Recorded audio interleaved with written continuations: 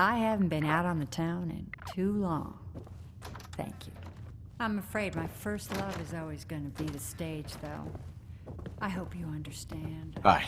Just What? can't get too No, attached. it can't. See you around good night. It's you They're singing. from Sanctuary Hills, right? Wait, are you from Vault-Tec? I am Vault-Tec. 20 years of loyal service, and now look at me. I wasn't on the list. But you, look at you. 200 years, and you're still perfect. How's that possible? The Vault had these pods that froze us in place. I only thawed out recently. What? Vault-Tec never told me that. Unbelievable. Well, I had to get to the future the hard way. Living through the filth, the decay, and the bloodshed. Look at me. I'm a ghoul. A freak. I'm so sorry.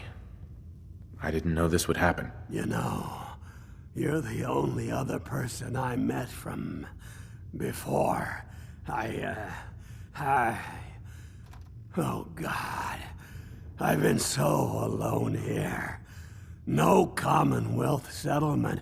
Once a ghoul with 200 years of Vault-Tec sales experience.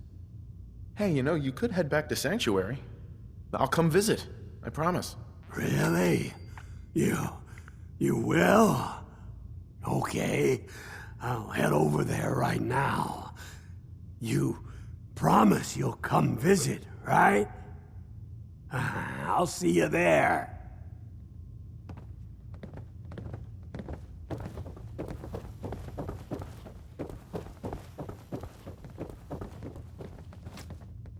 I just clean up around here. Excellent.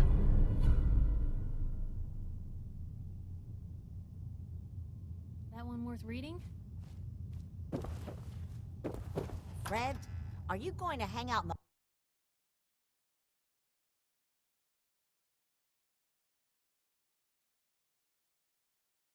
Hey there.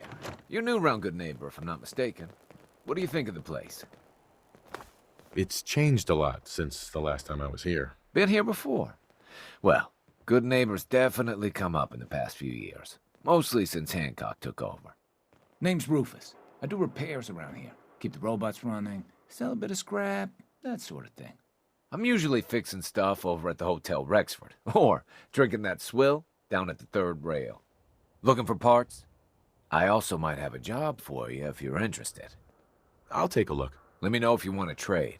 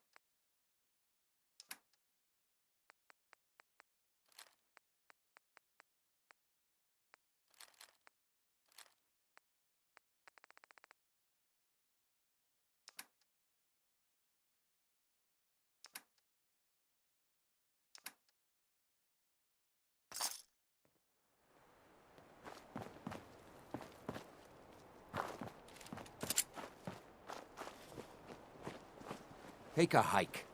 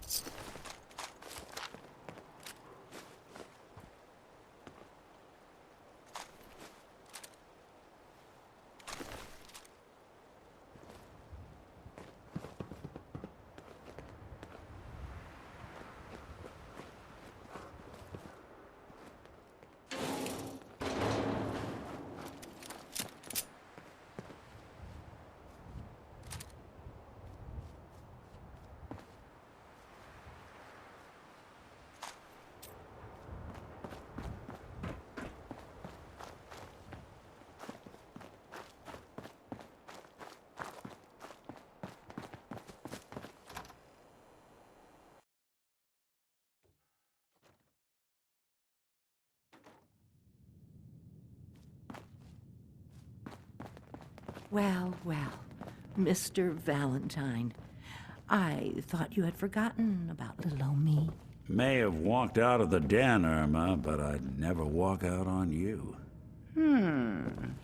Amari's downstairs, you big flirt.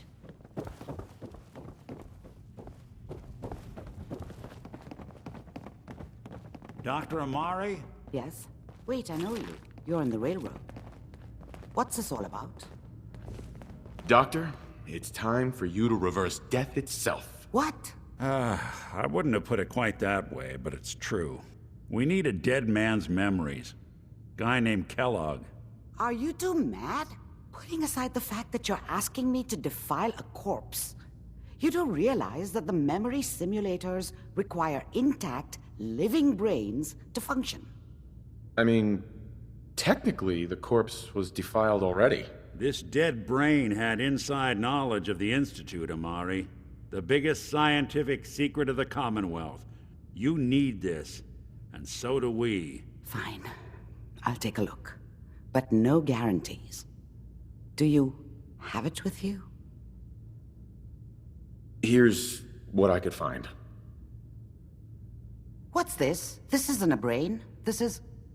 Wait. That's the hippocampus. And this thing attached to it? A neural interface?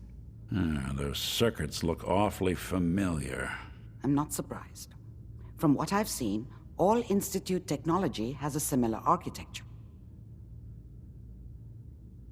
Nick's an older model synth. Is he compatible? That's exactly what I was thinking. If we are lucky, it should hook right in. But even if this works, Mr. Valentine would be taking on a tremendous amount of risk. We're talking about wiring something to his brain. Don't worry about me, Amari. Let's do it. I appreciate this, Nick. You can thank me when we've found your son. All right, let's do this. Whenever you're ready, Mr. Valentine, just sit down. If I start cackling like an old grizzled mercenary, pull me out, okay? Let's see here. Nice. I need you to keep talking to me, Mr. Valentine. Any slight change in your cognitive functions could be dire. Are you feeling any different? There's a lot of flashes. Static. I can't make sense of any of it, Doc. That's what I was afraid of. The mnemonic impressions are encoded. It appears the Institute has one last failsafe. There's a lock on the memories in the implant. Is Nick gonna be okay? Yes, the connections appear to be stable. Hopefully, it'll be as simple as unplugging the implant once we're done. But that doesn't get around the current problem. The memory encryption is too strong for a single mind. But what if we use two? We load both you and Mr. Valentine into the memory loungers. Run your cognitive functions in parallel.